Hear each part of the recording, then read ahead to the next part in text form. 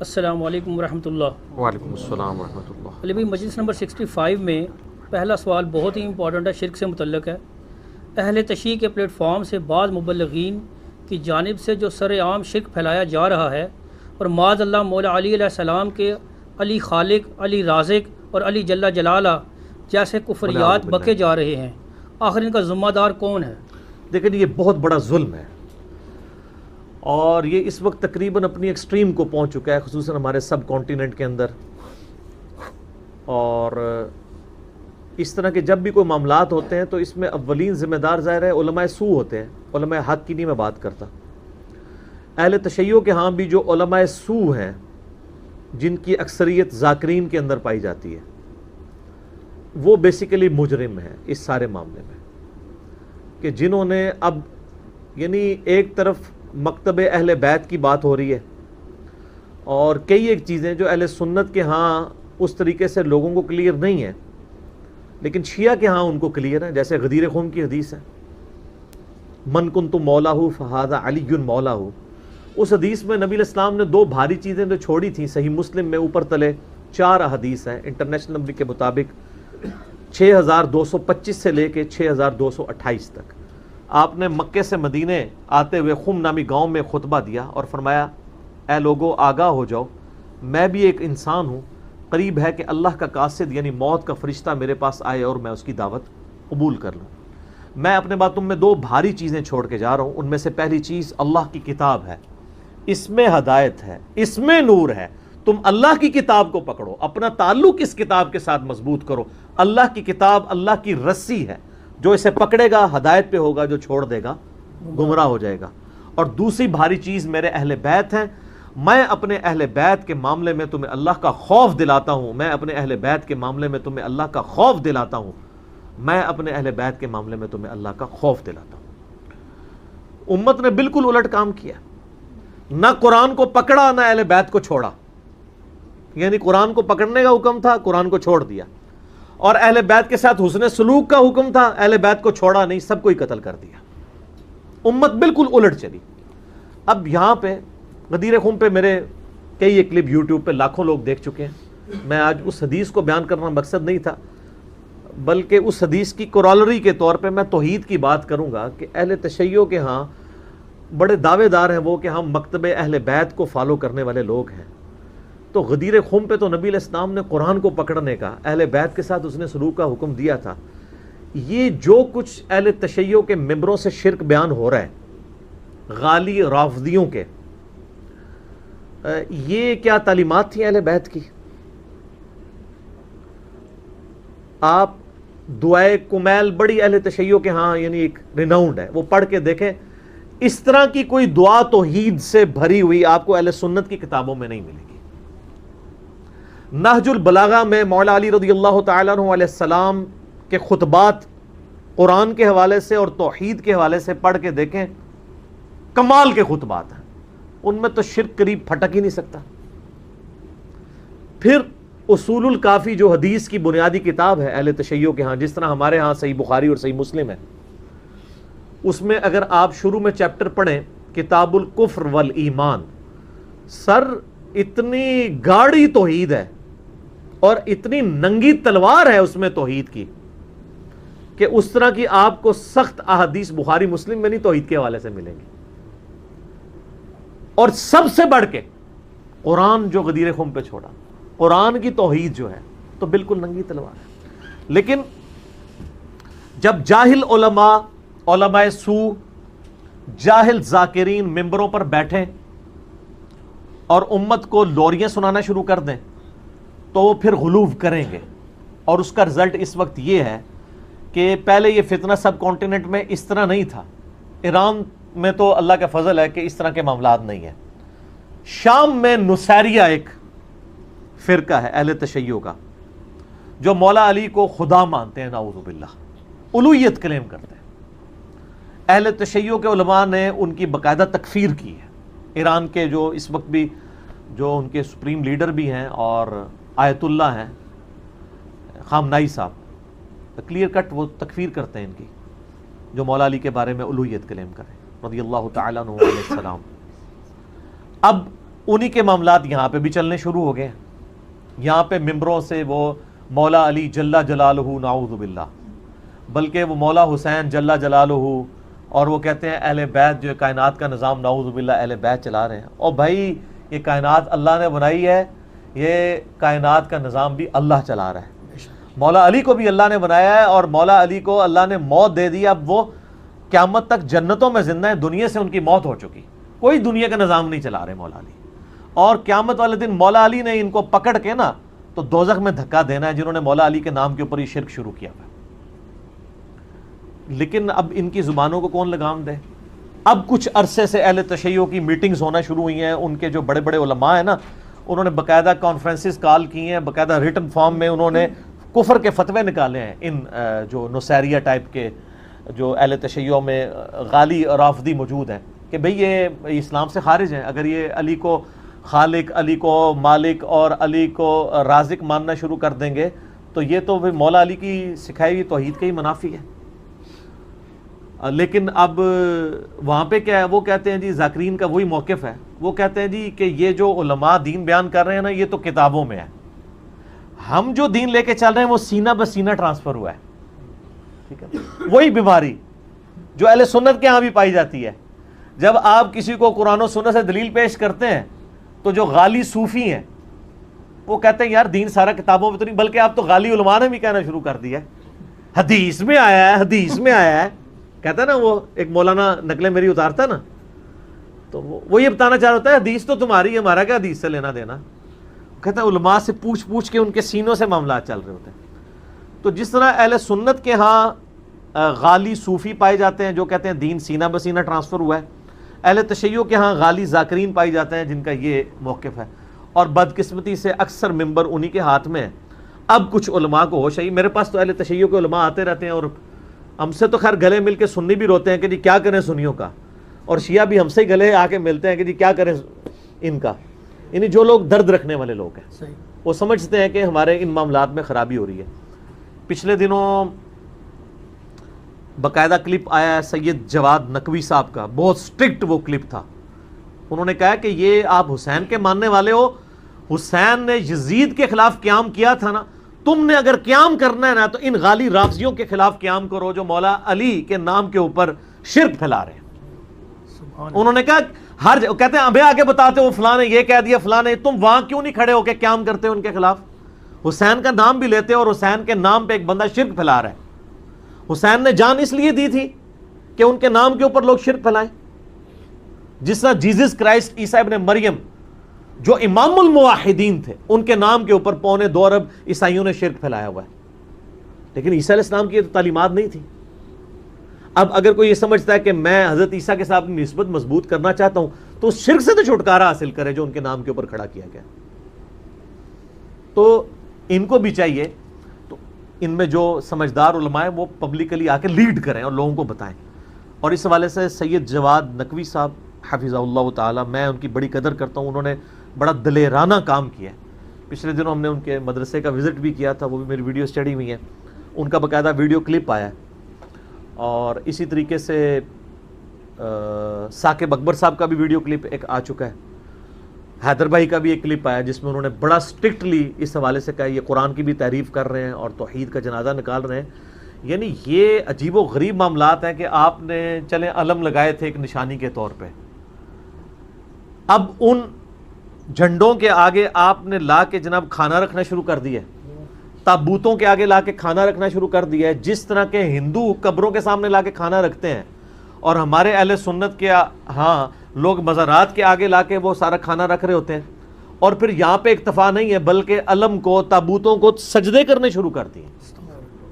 تو یہ سجدہ کسی کے ہاں بھی جائز نہیں ہے، نہ سجدہ تعظیمی، اور سجدہ عبادت تو ہے ہی کفر ہے، اگر کوئی تعظیم کے لیے بھی کرتا ہے وہ بھی حرام ہے۔ اگلی شریعتوں میں اجازت تھی، اس شریعت میں تو حرام ہو چکا ہے۔ اہل سنت اہل تشیع کا اجماع ہے، میں اس کے دلائل میں نہیں پڑھنا چاہتا، یعنی ایک جو چیز ایگریڈ اپان، جو چیز اجماع سے ثابت ہو اس کے لیے دلیل دینے کی ضرورت نہیں ہے۔ تو اس وقت ان علماء کی ذمہ داری ہے کہ فرنٹ سے لیڈ کریں، اور جو لوگ اہل تشیع میں فرنٹ سے لیڈ کر رہے ہیں میں ان کو یعنی دل سے قدر کرتا ہوں، اور بلکہ میں یہ کہتا ہوں کہ اہل سنت میں بھی اتنا جگرا ہونا چاہیے کہ کہ وہ بھی اپنے اس طرح کے غالی صوفیوں کے خلاف مقدمات کریں. ویسے تو ہمارے اہل سنت کے ہاں بریلوی مکتبہ فکر کے جو علماء ہیں وہ مخالفت تو کرتے ہیں قبر پرستی کی، لیکن جب ان کو کہیں کہ ان قبر پرستوں کو روکیں قبر پہ سجدے کرنے سے تو اس کے لیے وہ تیار نہیں ہوتے. تو اگر آپ کے مسلک کی بدنامی ہو رہی ہے ان کی وجہ سے تو ان کو روکیں. لیکن اہل تشیع اس میں ایک سٹیپ آگے ہیں، وہ ان تمام علماء کے خلاف باقاعدہ کورٹ میں مقدمے کرتے ہیں، ان کو جیلوں میں ڈلوایا ہوا ہے جنہوں نے یہ نعرے لگوائے ہیں علی رازق علی خالق نعوذ باللہ. اہل تشیع نے باقاعدہ ان کے خلاف مقدمے کیے ہیں کورٹ میں جا کے اور ان کو جیلوں میں ڈلوایا کہ ان کی وجہ سے ہمارے مسلک کی بدنامی ہو رہی ہے، یہ ہمارا عقیدہ نہیں ہے. تو یہ بڑے جرت والا کام ہے، اہل سنت میں بھی لوگوں کو سامنے آنا چاہیے. اگر ہم سامنے آئیں گے تو ہمیں تو آپ ویسے ہی ہم آپ کو برے لگیں گے کہ آپ تو مطلب ہمیں غلط سمجھتے ہیں. آپ خود جن چیزوں کو غلط سمجھتے ہیں ان کے لیے تو آپ سامنے آئے نا. ہم تو نہ شیعہ کے اوپر مقدمہ کریں گے نہ سنیوں کے اوپر، ہم تو اپنا مقدمہ عوام کی عدالت میں پیش کرتے ہیں. کیوں؟ کیونکہ نہ میں وہابی نہ میں بابی، میں ہوں مسلم علمی کتابی. نہ ہم 100 کارڈ کو علمی بات کریں اسے وہابی کہتے ہیں، نہ ہم وہابی ہیں، نہ ہم بابوں کا دفاع کرنے والے بابی ہیں. ہم علمی کتابی مسلم ہیں. ہم عوام الناس کی عدالت میں اپنا مقدمہ پیش کرتے ہیں کہ یہ غلط ہو رہا ہے، اس کو روکا جائے، اور اسٹرکٹلی اس کے لیے علماء کی ذمہ داری ہے کہ سامنے آئیں اور ایسے لوگوں کو ممبروں سے الگ کریں، ان کا حقہ پانی بند کریں. اور میں اہل تشیع کی عوام سے بھی کہوں گا کہ اپنے ممبروں کے اوپر ایسے لوگوں کو جگہ نہ دیں جو اس قسم کی خرافات پھیلا رہے ہیں. اور وہ ائمہ اہل بیت جو توحید کے امام تھے، جنہوں نے توحید کے لیے کہ دفاع کے لیے اپنی جانیں دی ہیں، انہی اماموں کے نام کے اوپر آپ شرک کھڑا کرنا شروع کر دیں. جس طرح کہ عیسیٰ علیہ السلام جو کہ توحید کے امام تھے، ان کے نام پر کرسچینٹی نے جو ہے وہ عیسائیت کی بگڑی ہوئی شکل عوام الناس کے سامنے لے آئے. باقی ان ہستیوں سے ہمیں ظاہر ہے کوئی نہیں، ان ہستیوں کی محبت تو ہمارے ایمان کا حصہ ہے اہل بیت کی، لیکن محبت میں یہ غلوف نہ ہو کہ ان کو خدا کے درجے پہ فائز کر دیا جائے. ہم دنیا میں ہر ہستی سے محبت کس کی وجہ سے کرتے ہیں؟ اللہ کی وجہ سے. جامع ترمذی میں حدیث ہے، اللہ سے محبت کرو کہ اس نے تمہیں نعمتوں سے نوازا ہے، اور مجھ سے محبت کرو کیونکہ میں اللہ کا رسول ہوں، اور میرے اہل بیت سے محبت کرو کیونکہ ان کی نسبت میرے ساتھ ہے. تو یہ ساری نسبتیں الٹیمیٹلی ہم ان نسبتوں کو ان کی جو عقیدتوں اور محبتوں کا دم بھرتے ہیں کس بنیاد پہ؟ اللہ کی وجہ سے. اگر اللہ ہی نکل گیا تو کسی شخص کو رسول اللہ کی محبت، اہل بیت کی محبت، صحابہ کی محبت، بزرگوں کی محبت کیا کام دے سکتی ہے؟ Not at all. شرک is the most sensitive issue in the sight of Allah. Allah کے حضور شرک ایسا معاملہ ہے، ایسا حساس معاملہ کوئی نہیں ہے. کیٹاگوریکلی قرآن حکیم میں 2 دفعہ مینشن ہوا ہے، سورۃ النساء نمبر 48 اور 116 میں، ان اللہ لا یغفر ان یشرک بہ ویغفر ما دون ذلک لمن یشاء. اللہ اس گناہ کو تو کبھی معاف نہیں کرے گا کہ کوئی شخص قیامت والے دن شرک کے ساتھ اللہ کے سامنے پیش ہوا. اس کے علاوہ جتنے گناہ ہیں جس کے لیے چاہے گا معاف کر دے گا، شرک نہیں معاف کرے گا. نہ چاہے گا کہ شرک معاف کرے، یہ بھی ذہن میں رکھیے گا. وَمَن يُشْرِكْ بِاللَّهِ فَقَدْ ضَلَّ ضَلَالًا بَعِيدًا. جو شرک میں پڑا وہ گمراہی میں دور جا کے گر پڑا. اور پھر عیسیٰ علیہ السلام کی اللہ تعالیٰ صفائی پیش کر رہا ہے. اللہ تعالیٰ فرماتا ہے کہ لَقَدْ كَفَرَ الَّذِينَ قَالُوا إِنَّ اللَّهَ هُوَ الْمَسِيحُ ابْنُ مَرْيَم. بے شک وہ کافر ہیں، کٹر کافر، کھلے کافر ہیں جو کہہ رہے ہیں کہ عیسیٰ ابن مریم ہی اللہ ہیں. وَقَالَ الْمَسِيحُ، جبکہ مسیح تو کہا کرتے تھے، یا بنی اسرائیل، اے بنی اسرائیل، اے یعقوب کی اولاد علیہ السلام، اعبدوا اللہ ربی و ربکم، عبادت کرو اس رب کی جو میرا بھی رب ہے تمہارا بھی رب ہے. انہ من یشرک باللہ فقد حرم اللہ علیہ الجنہ ومأواہ النار وما للظالمین من انصار. بے شک جو کوئی اللہ کے ساتھ شرک کرے گا اس کا ٹھکانہ ہے جہنم، وہاں اس کا کوئی مددگار نہیں ہوگا. تو عیسیٰ علیہ السلام خود اللہ تعالیٰ حضرت عیسیٰ کی صفائی دے رہا ہے کہ عیسیٰ علیہ السلام تو توحید کی تھا. یہ حضرت عیسیٰ کا خطبہ ہے، انہ من یشرک باللہ. اور بخاری مسلم میں حدیث ہے، نبی علیہ السلام نے فرمایا اللہ تعالیٰ نے ہر نبی کو ایک مقبول دعا دی تھی جو اس نے اس دنیا میں ہی کر لی. میں نے اپنی دعا چھپا کے رکھ لی ہے قیامت کے دن کے لیے. میں اس دعا کی برکت سے اپنے امتیوں کی شفاعت کروں گا اور میری شفاعت سے میرے ہر امتی کو نفع پہنچے گا سوائے اس شخص کے کہ جس نے اللہ کے ساتھ کسی قسم کا شرک کیا ہوا. شرک is the most sensitive issue in the sight of Allah. شرک اللہ کبھی معاف نہیں کرے گا. اور شرک کی بنیادی تعریف کیا ہے؟ شرک کسے کہتے ہیں؟ ایاک نعبد و ایاک نستعین. اے اللہ عبادت بھی صرف تیری کریں گے, دعا بھی صرف تجھی سے مانگیں گے, اور کسی کو دعا کے لیے نہیں پکاریں گے. ظاہر اس باب میں تو آپ جو مرضی کریں, کسی کو پانی پلا دیں, کسی کا وزن اٹھوا دیں, وہ تو ٹھیک ہے, وہ تو قرآن میں حکم ہے وَتَعَاوَنُوا عَلَى الْبِرِّ وَالتَّقْوَى وَلَا تَعَاوَنُوا عَلَى الْإِثْمِ وَالْعُدْوَانِ. نیکی اور پرہیزگاری کے کاموں میں ایک دوسرے کی مدد کرو اور برائیوں میں ایک دوسرے سے الگ رہو. لیکن جو غائب میں مدد کے لیے پکارنا ہے, دعا کرنا ہے, وہ اللہ تعالیٰ کے ساتھ خاص ہے. حتیٰ کہ اس کا کلائمیکس وہ سورہ نمل کی آیت ہے, اَمَّن يُجِيبُ الْمُضْطَرَّ إِذَا دَعَاهُ. بھلا بتاؤ تو کون ہے جو اضطراب میں گھرے ہوئے شخص کی دعا کو سنتا ہے, وَيَكْشِفُ السُّوءَ, اور اس سے برائی کو دور کر دیتا ہے, وَيَجْعَلُكُمْ خُلَفَاءَ الْأَرْضِ, اور زمین پہ تمہیں اگلوں کا خلیفہ کرتا ہے. تم مر جاتے ہو, تمہاری اولاد, وہ مر جائے گی, اس کی اولاد. یہ کون بسار ہے؟ اِلَٰهٌ مَّعَ اللَّهِ, کیا اللہ کے ساتھ کوئی اور الہ بھی ہے؟ قَلِيلًا مَّا تَذَكَّرُونَ, بہت کم لوگ ہی نصیحت حاصل کرتے ہیں. اس میں اللہ تعالیٰ فرما رہا ہے کہ بھلا بتاؤ کون ہے جو دعا سنے اور تکلیف دور کر دے. کیا اللہ کے ساتھ اور الہ بھی ہے جو یہ کام کر سکے؟ یعنی جس سے آپ نے مدد مانگی کہ وہ میری تکلیف دور کرے دعا کے طور پہ. ظاہر اس باب تو قرآن میں حکم ہے دعا کے طور پہ. ایک تو ہے میں کہتا ہوں نہیں مجھے پانی پلا دیں, ٹھیک ہے, لیکن آپ بغداد میں دفن ہے اور میں یہاں سے بیٹھ کے کہتا ہوں مجھے پانی پلا دیں, یہ شرک ہے. یہ جھگڑا ہی نہیں ہے کہ مولا علی علیہ السلام کو اختیار ہے یا نہیں. مولا علی کو اللہ نے اختیار بھی دیا ہو, تب بھی مولا علی کو آپ پکار نہیں سکتے مدد کے لیے, کیونکہ مولا علی بھی اللہ کو پکارتے تھے, اور مولا علی کا ماننے والا بھی. مولا علی کا صحیح شیعہ کون ہوگا؟ جو اللہ کو پکارے. ایاک نعبد و ایاک نستعین. تو یہ بہت سینسٹیو معاملہ ہے.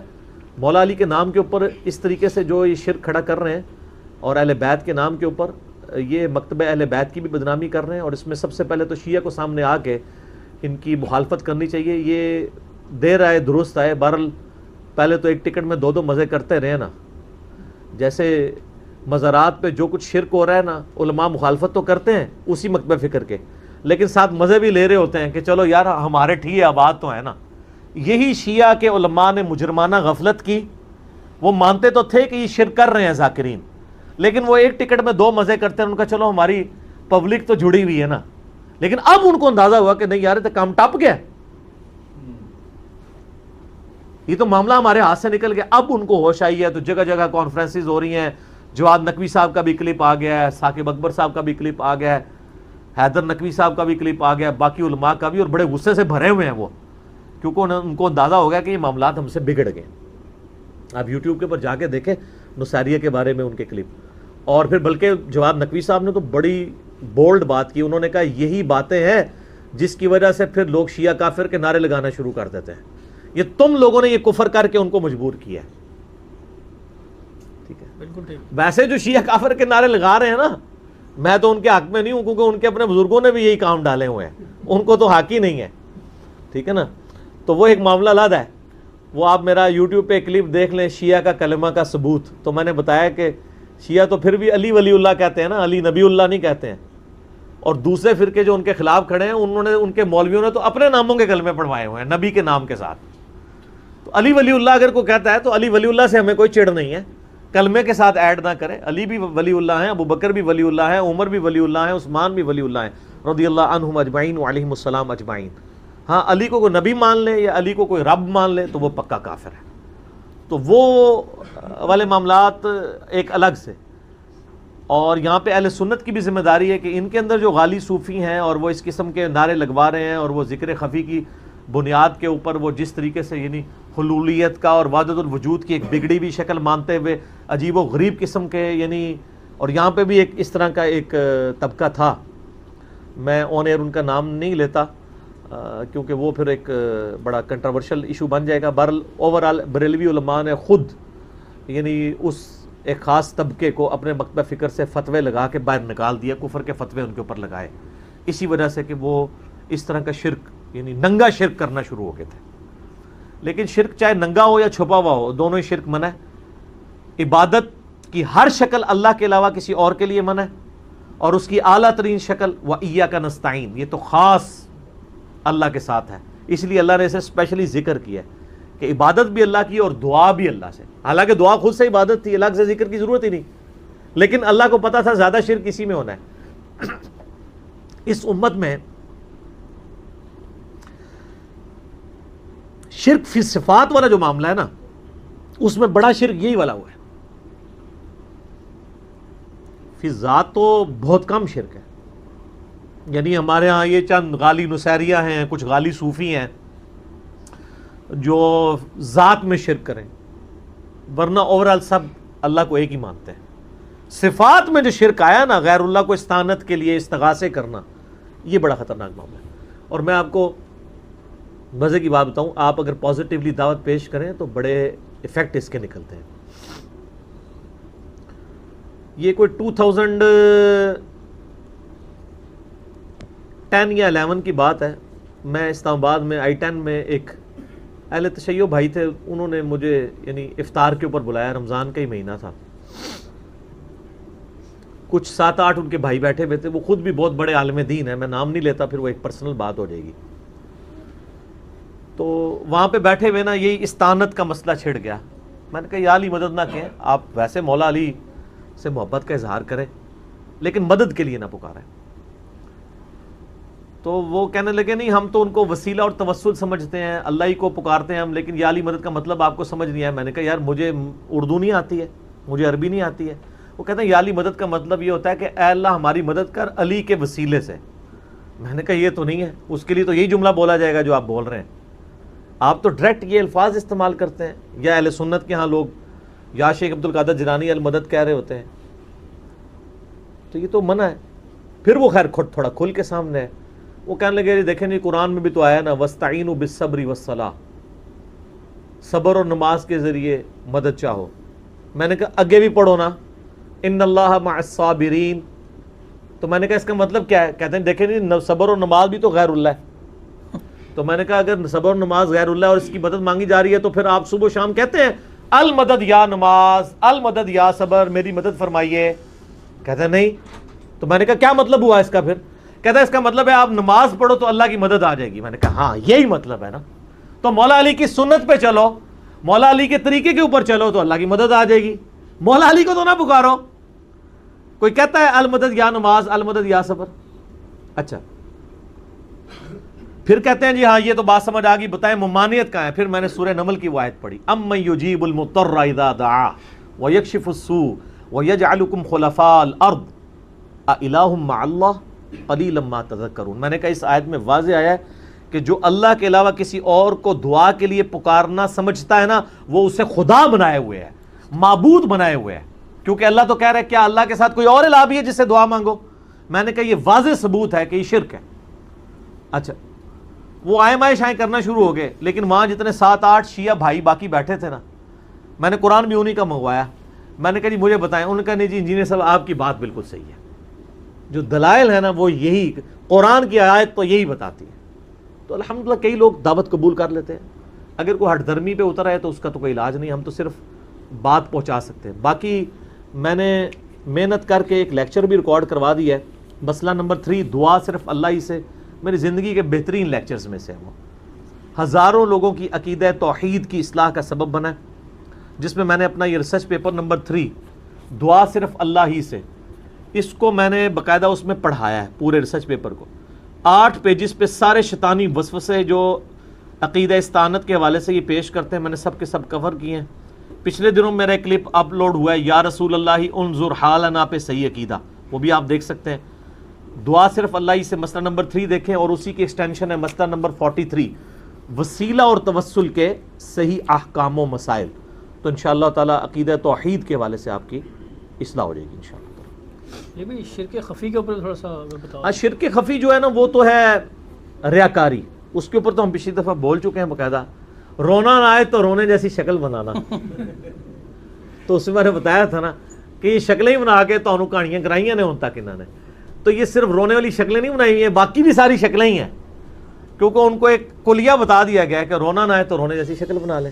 اس وقت ٹی وی اینکرز رمضان نشریات کے اوپر اور کئی مولوی جو دعائیں کروا رہے ہیں اور جس طریقے سے انہوں نے ایکٹنگ اڈاپٹ کی ہوئی ہے وہ آپ کے سامنے. تو شرک خفی جو ہے نا وہ ہے ریاکاری. جو مسند احمد میں حدیث ہے جس نے دکھلاوے کے لیے روزہ رکھا اس نے شرک کیا, جس نے دکھلاوے کے لیے نماز پڑھی اس نے شرک کیا, جس نے دکھلاوے کے لیے صدقہ کیا اس نے شرک کیا. تو شرک خفی جو ہے اس کا معاملہ ڈیفرنٹ ہے, اس کے اوپر تو لوگ اتنا زور بھی نہیں دیتے اس لیے کہ وہ آلریڈی لوگوں کو پتہ ہی ہوتا ہے اور انہوں نے چھوڑنا بھی کوئی نہیں ہوتا. ٹھیک ہے, لیکن یہ یاد رکھیے گا یہ جو ہمیشہ کے لیے دوزخ اور ناکامیاں ہیں یہ شرک خفی کے لیے نہیں ہے, وہ شرک جلی کے لیے. جو شرک جلی میں نے ڈسکس کیا, شرک خفی قابل معافی ہے, شرک جلی جو ہے وہ ناقابل معافی ہے. ٹھیک ہے, جزاکم اللہ خیر.